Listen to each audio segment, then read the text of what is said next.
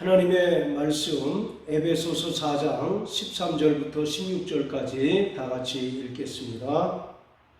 우리가 다 하나님의 아들을 믿는 것과 아는 일에 하나가 되어 온전한 사람을 이루어 그리스도의 장성한 분량이 충만한 데까지 이르리니 이는 우리가 이제부터 어린아이가 되지 아니하여 사람의 괴술과 간사한 유혹에 빠져 모든 교훈의 풍조에 밀려 요동치 않게 하려 함이라. 오직 사랑 안에서 참된 것을 하여 범사에 그에게까지 자랄지라. 그는 머리니 곧 그리스도라.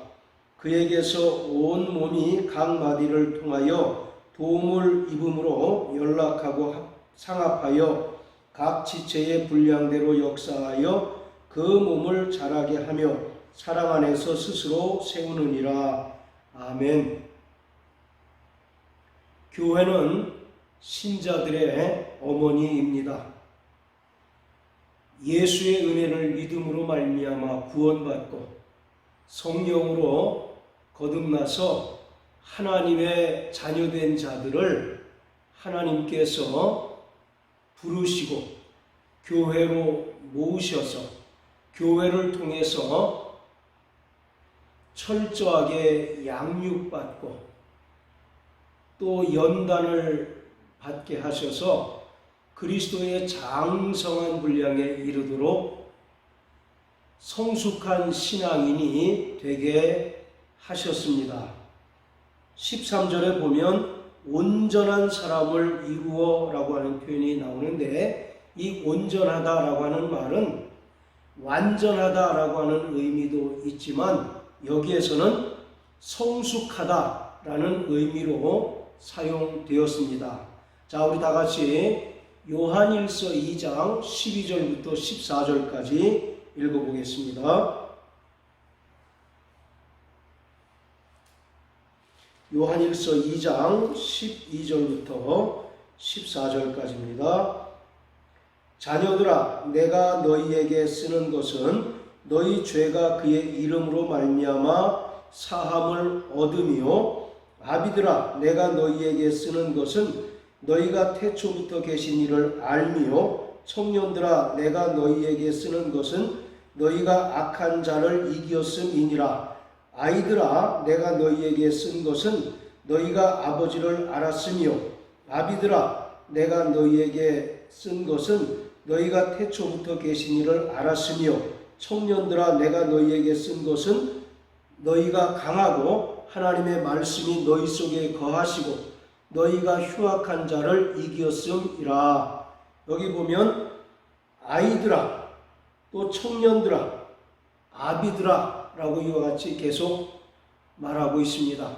이것은 신앙의 성숙을 말합니다. 아이의 신앙은 예수의 은혜로 구원받고 죄사함을 받는 것을 말하고, 청년들의 믿음은 악한 자를 이기는 믿음을 가리킵니다. 그리고 아비의 믿음은 한층 성숙한 믿음이어서 태초부터 계신 하나님을 잘 알고 그와 인격적인 관계를 맺으며 살아가는 것을 말합니다. 자, 이처럼 신앙의 어머니인 교회를 통해서 교회에 지체된 성도들이 철저하게 양육을 받고 또 연단을 받아서 훌륭하고 성숙한 그리스도인이 되게 하셨습니다. 교회가 이렇게 성도들을 양육하는 그 원동력은 바로 사랑입니다. 15절과 16절에 보면 사랑 안에서 참된 것을 하여 라고 되어 있고, 16절에도 사랑 안에서 스스로 세운다 라고 이렇게 이야기하고 있습니다. 삼위일체 하나님의 사랑은 본질적으로 같습니다. 그런데 굳이 나누어 보자면 성부 하나님의 사랑은 부성의 관계적인 측면이 강합니다. 부성애라고 하는 것은 관계적인 사랑을 말하고 있습니다. 반면에 성령 하나님의 사랑은 모성애적인 측면이 강합니다. 모성애는 자기의 모든 것을 헌신해서 자녀를 양육하고 자녀를 키우는 것입니다. 즉 본능적인 사랑을 가리킵니다. 그래서 우리가 흔히 하는 말로 여자는 약하지만 어머니는 강하다 라는 말이 있듯이 예수의 피로 죄사함 받고 은혜를 믿음으로 구원받고 성령을 통해서 거듭난 하나님의 자녀들을 내버려 두거나 방임하는 것이 아니라 성령으로 인하여 부르시고 또 모으셔서 신자들의 어머니인 교회를 통해서 철저하게 양육해서 온전한 사람을 이루게 하십니다. 자, 우리 또 마태복음 23장 37절을 다 같이 읽어보겠습니다.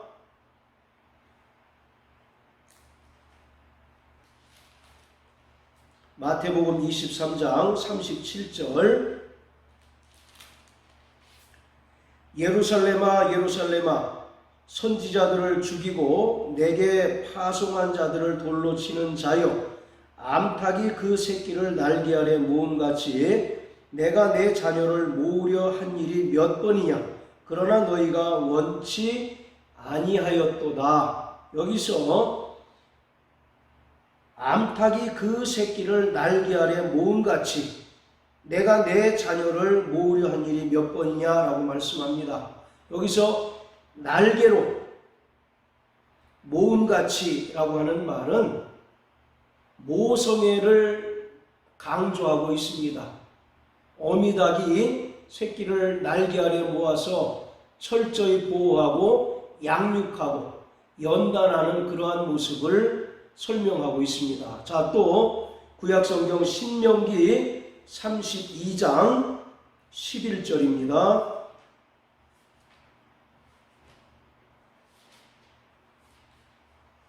신명기 32장 11절 마치 독수리가 그 보금자리를 어지럽게 하며 그 새끼 위에 너풀거리며 그 날개를 펴서 새끼를 받으며 그 날개 위에 그것을 엎는 것 같이 이것은 하나님께서 430년 동안 애굽에서 노예 생활하던 이스라엘을 애굽에서 탈출케 하시고 광야 생활을 지나게 하시는 그 모습을 마치 어미 독수리가 그 날개로 새끼를 보호하고 양육하고 연단하는 그런 모습으로 설명하고 있습니다.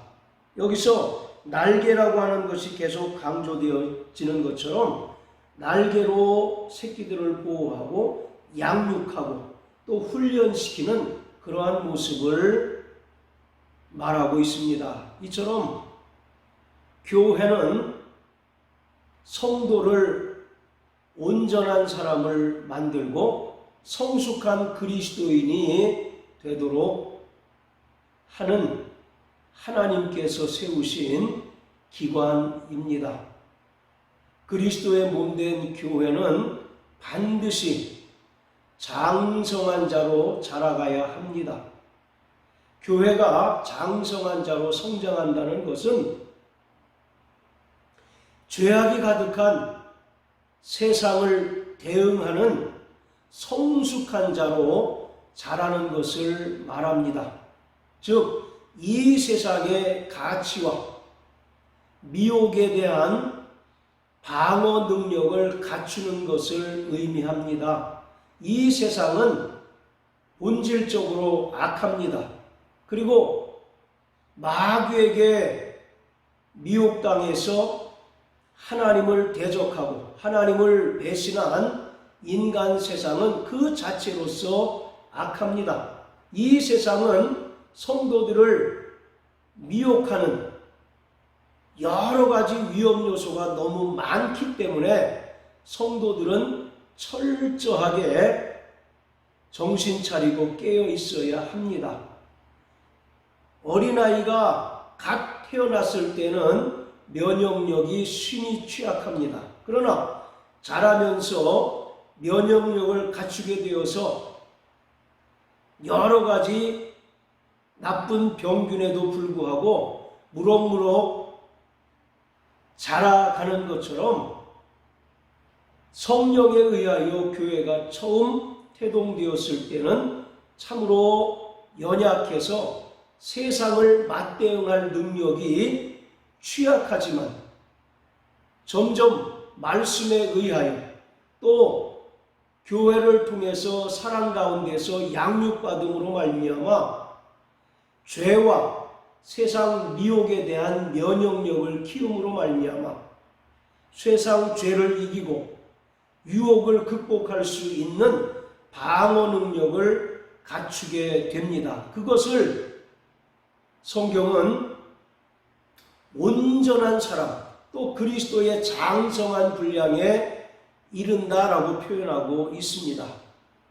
뿐만 아니라 그리스도의 몸된 교회가 장성한 분량에까지 성장한다는 것은 죄악이 가득 찬 세상과 철저하게 구별된 모습을 나타내는 것을 말합니다. 장성한 교회는 세상과 거룩함으로 구별된 모습이 반드시 나타나야 합니다. 교회는 말씀을 선포하고 또 거룩한 성례를 집행하고 또 권징을 행함으로써 세상에 있는 여느 모임과 분명히 다른 모습을 세상을 통해서 세상을 향해서 보여주어야 하는 것입니다. 그런데 오늘날의 교회들이 교회의 외형은 화려해지고 또 교회의 외형은 점점 커져가고 또 세속적인 성공을 거둔 많은 교인들이 있다 할지라도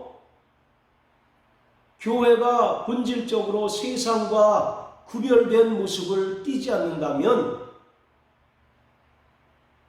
영적으로 미숙아에 불과하다는 사실을 우리는 분명히 깨달아야만 합니다. 교회의 재정이 넉넉하고 그래서 선교와 구제를 행한다 할지라도 교회가 세상과 구별된 모습을 나타내지 않는다면 그것은 하나의 종교적 행위에 불과하다는 사실을 우리는 분명하게 알아야 합니다.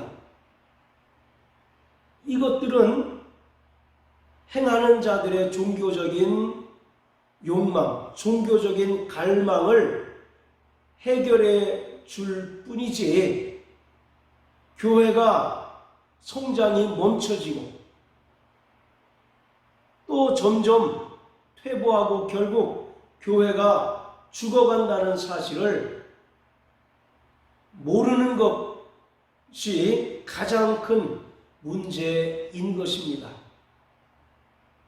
교회의 머리는 예수 그리스도이십니다. 그리고 성도들은 머리이신 예수 그리스도께 붙은 각 지체들입니다.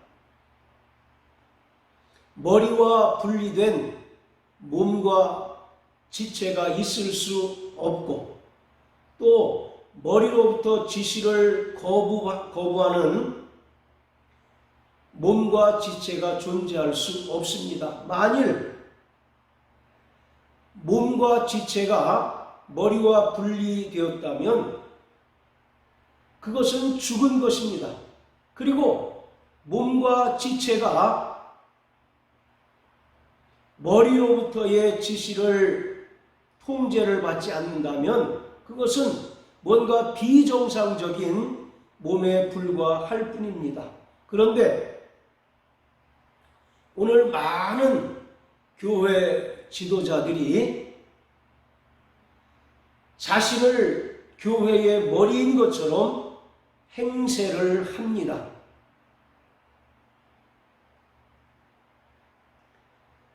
머리이신 그리스도 예수의 뜻과 의사와는 전혀 관계없이 자기의 판단을 마치 주님께 지시받은 것처럼 성도들을 기만하고 또 속이는 경우들이 대단히 많습니다.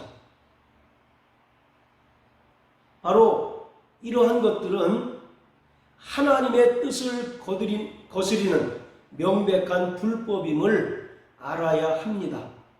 자, 우리 다 같이 마태복음 7장 21절부터 23절까지를 읽어보겠습니다. 나더러 주여 주여 하는 자마다 천국에 다 들어갈 것이 아니요 다만 하늘에 계신 내 아버지의 뜻대로 행하는 자라야 들어가리라. 그날에 많은 사람이 나더러 주여 주여 우리가 주의 이름으로 선지자 노릇하며 주의 이름으로 귀신을 쫓아내며 주의 이름으로 많은 권능을 행치 아니하였나이까 하리니 그때에 내가 저희에게 밝히 말하되 내가 너희를 도무지 알지 못하니 불법을 행하는 자들아 내게서 떠나가라 하니라. 어떤 이가 주의 이름으로 선지자 노릇을 합니다. 또 주의 이름으로 귀신을 내어 쫓고 많은 권능을 행했습니다. 이 사람은 자신은 당연히 천국에 들어갈 수 있으리라고 생각을 했을 것입니다. 그런데 주님은 이 사람에게 불법을 행하는 자라고 말하고 있습니다. 그러면서 내게서 떠나가라고 이와 같이 말씀합니다. 아니, 주의 이름으로 선지자 노릇했고 또 주의 이름으로 귀신을 내어 쫓았고 많은 권능을 행했는데 어떻게 불법을 행하는 자일 수 있겠습니까? 이 사람이 행한 모든 것은 그리스도의 이름을 빙자해서 행한 것이고 하나님의 뜻과 전혀 무관하고 자기의 판단과 자기의 의와 자기의 뜻을 따라 행한 것뿐입니다. 그래서 이 사람은 그리스도의 이름을 빙자하고 그리스도의 이름을 빌어서 자기의 어떤 종교적인 열심을 드러내고 자기의 의를 드러냈을 뿐이라는 것입니다. 오늘 이와 같이 정말 교회 내에도 많은 거짓 선지자가 있어서 마치 자신이 교회의 머리인 것처럼 또 그리고 자기의 생각과 판단과 자기의 모든 의지가 마치 머리이신 주님의 생각과 판단과 의지인 것처럼 행세하고 또 성도들을 기만하는 경우가 많습니다. 문제는 성도들이 이러한 자들에게 속는다는 것입니다. 성도들에게 분별할 능력이 없으므로 이들의 말이 주님의 말인 것처럼 생각하고 이들이 하는 모든 방향이 마치 주님이 기뻐하시는 방향으로 생각하고 이들이 전하는 말이 주님의 말인 것처럼 믿고 어리석게 충성한다는 것입니다. 그렇기 때문에 그리스도의 이름을 빙자하고 또 하나님의 말씀을 혼잡케 해서 자기 몸을 살찌우고 자기 유익을 도모하는 자들을 철저하게 그리스도의 이름으로 비판할 수 있어야 합니다. 그래서 교회는 이러한 거짓 선지자들과 하나님의 말씀으로 혼잡케 하는 자들을 경계하고 믿음이 연약한 형제들을 도울 수 있어야 합니다. 초대교회 때도 이와 같이 하나님의 말씀 모습으로 자기의 유익을 도모하고 또 자기의 불순한 목적을 이루려고 하는 거짓 선지자들과 거짓 교사들이 있었던 것을 성경은 말하고 있습니다. 자, 우리 고린도후서 2장을 다 같이 한번 보십니다. 고린도후서 2장 17절. 우리는 수다하는 사람과 같이 하나님의 말씀을 혼잡하게 하지 아니하고 곧 순전함으로 하나님께 받은 것 같이 하나님 앞에서와 그리스도 안에서 말하노라. 여기서 하나님의 말씀을 혼잡하게 하지 아니하고, 여기서 혼잡하게 하다라고 하는 말은 장사꾼들이 부당하게 폭리를 취하는 그러한 모습을 나타내고 있습니다. 예를 들어서 포도주를 파는 장사꾼이 질 낮은 포도주를 마치 고급 포도주인 것처럼 속여서 팔거나 또는 포도주에 물을 많이 섞어서 가짜 포도주를 거짓말로 팔므로써 폭리를 취하는 그러한 모습입니다. 즉 초대교회 때에도 말씀을 왜곡하고 또 말씀을 공교히 왜곡함으로써 거짓된 가르침으로 성도들을 미혹하고 또 성도들에게 가르침으로써 자기 유익을 취하고 자기의 어떤 불순한 이익을 도모하는 그런 자들이 있었다는 것입니다. 그런 반면에 사도 바울은 그러한 사람들과 같지 아니하고 나는 진리를 증거하는 참 사도이다 라고 말씀하고 있는 것입니다. 따라서 교회는 철저히 이러한 자들을 경계해야 합니다. 그래서 에베소 4장 14절에 보면 어린아이가 되지 아니하여 사람의 계술과 간사한 유혹에 빠져 모든 교훈의 풍조에 밀려 요동치 않게 하려 함이라. 즉 성숙한 신앙인이 되어서 거짓 복음, 거짓된 가르침에 빠지고 그러한 거짓 가르침에 추종하는 자가 되지 않아야 한다라고 말씀하고 있습니다. 어쨌든 그리스도의 몸된 교회는 사랑 안에서 자라나야 합니다. 모든 생명 있는 것이 자라야 하는 것처럼 하나님의 생명이 충만한 교회는 반드시 질적으로나 양적으로 성장해야 합니다. 오늘 본문의 말씀은 그리스도의 몸된 교회의 질적 성장을 이야기하고 있습니다.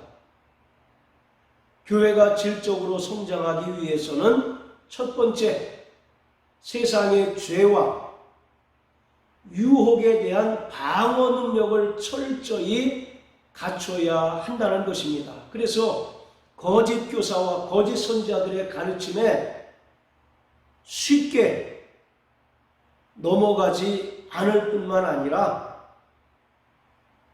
세상으로부터 오는 모든 미혹과 유혹을 또 죄를 능히 이기고 극복할 수 있는 능력이 있어야 하는 것입니다.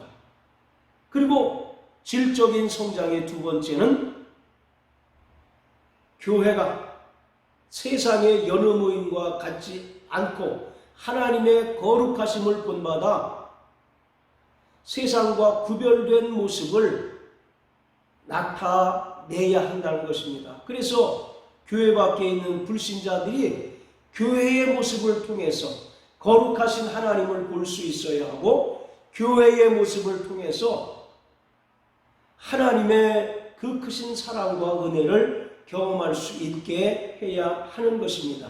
그리고 이러한 질적인 성장이 이루어질 때 반드시 양적인 성장도 함께 따라온다는 것을 성경은 우리에게 보여주고 있습니다. 그렇기 때문에 주님께서 교회에 사도와 선지자와 복음 전하는 자와 교사와 목사라는 직임의 은사를 허락해 주신 것은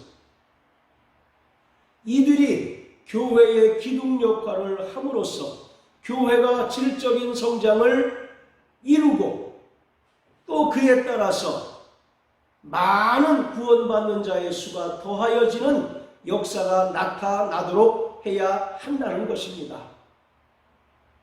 그래서 교회의 사역자들은 1차적으로는 교회의 질적 성장에 초점을 맞춰야 합니다.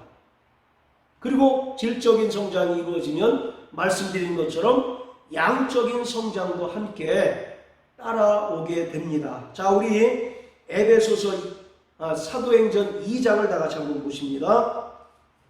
사도행전 2장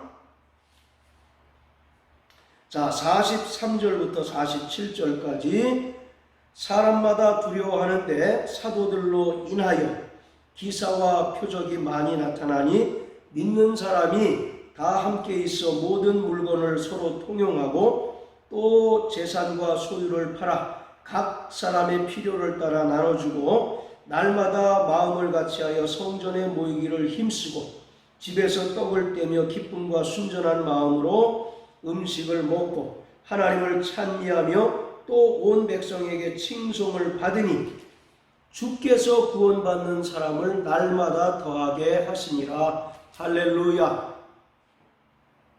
모든 교회의 모교회 마더처치인 예루살렘 교회의 아름다운 모습을 기록하고 있습니다. 믿는 사람들이 모든 물건을 서로 통용합니다. 좀 넉넉한 사람들이 교회에 기부를 하고 또 그것으로 인하여 형편이 어려운 자들이 그것을 가지고 서로 나누는 그러한 모습이 나타나고 또 날마다 마음을 같이하여 성전에 모여서 떡을 떼고 사도들의 가르침을 받고 기쁨과 순전한 마음으로 음식을 먹고 하나님을 찬미합니다. 그랬더니 불신자들이 칭송을 합니다. 그리고 결국 주님께서 구원받는 사람을 날마다 더하게 하셨다라고 말씀합니다. 이처럼 교회가 질적으로 성장하고 하나님 보시기에 참으로 아름다운 모습을 띠고 아름다운 모습을 유지할 때 주님께서 구원받는 자를 더하게 해 주십니다. 우리는 어떤 전도 폭발이나 또는 어떤 전도 프로그램들을 개발해서 인위적으로 사람을 끌어오고 또 인위적으로 정착시키려고 노력을 하지만 성경의 원리는 교회가 교회다움, 즉 교회 본연의 아름다운 모습을 유지하고 또 질적인 성장을 이룰 때 주님께서 믿는 사람을 날마다 더하게 하신다는 것입니다. 그래서 교회가 질적으로나 양적으로 성장하지 않는 것은 결국 무언가 하나님 보시기에 아름다운 모습이 나타나지 않고 또 교회가 장성한 분량에 이르도록 성숙하지 않았다는 것을 말해주고 있는 것입니다. 자, 그리고 사도행전 6장 보시면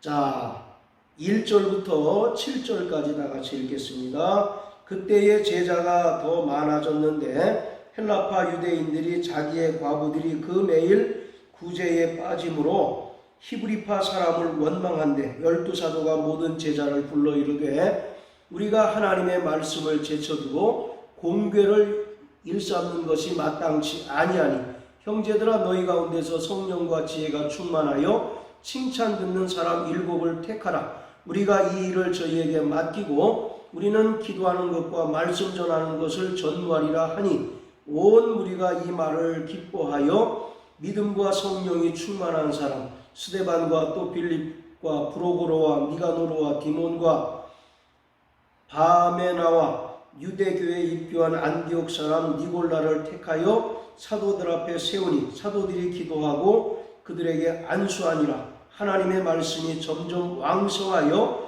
예루살렘에 있는 제자의 수가 더 심히 많아지고 허다한 제사장의 무리도 이 도에 복종하니라. 예루살렘 교회에 교인들이 많아지다 보니까 구제하고 공교하는 일이 문제였습니다. 사도들이 말씀과 기도하는 일을 제쳐놓고 공교하는 일에 몰입하다 보니까 히브리파 유대인과 헬라파 유대인들 간에 서로 다툼이 생기고 그것으로 인해서 교회에 많은 어려움이 있었습니다. 그래서 사도들이 생각하기를 우리가 말씀과 기도를 제쳐놓고 이 일을 하다 보니까 여러 가지 폐단이 생긴다. 그렇기 때문에 우리가 성령과 지혜가 충만하고 칭찬 듣는 7을 택해서 그들에게 구제하고 공개하는 일을 하게 하자라고 생각하고 7을 택하고 그들에게 안수를 줍니다. 그랬더니 7절에 하나님의 말씀이 점점 왕성하여졌다. 그리고 예루살렘에 있는 제자의 수가 더 심히 많아졌다. 즉 믿는 자들이 구원받는 자들이 더하였다는 것을 얘기합니다. 그리고 허다한 제사장의 무리도 이 도에 복종하였다라고 말씀합니다. 제사장이 누굽니까? 바로 율법에 심취한 자들이었어요. 그러나 그들이 교회의 아름다운 모습을 보고 진리를 믿고 또 진리에 순종하는 자가 되었다는 것을 말하고 있습니다. 그렇기 때문에 우리는 교회의 질적인 성장에 초점을 맞춰야 합니다. 교회가 그리스도의 장성한 분량에 이르도록 성숙하기를 힘쓸 때 주님께서 양적인 성장도 책임져 주신다는 사실을 깨달으셔서 정말 교회의 질적 성장을 위해서 기도하시는 저와 여러분들 되시기를 주님의 이름으로 축복합니다. 늘 말씀드리지만 우리가 주님을 사랑하는 것은 그리스도의 몸된 교회를 사랑하는 것입니다. 교회의 아픔을 내 아픔으로 여기고 교회의 기쁨을 내 기쁨으로 자랑하고 또 교회의 부족한 부분을 성령께서 주신 그 은사를 따라서 메우고 채우는 역사가 있을 때 교회는 질적인 성장을 이루게 되고 또 그에 따라서 주님께서 구원받는 자의 수를 더하게 하심으로 양적인 성장을 이루게 하십니다. 교회는 하나님의 생명이 충만한 것이기에 날마다 질적으로나 양적으로 성장하는 모습이 나타나야 합니다. 할렐루야.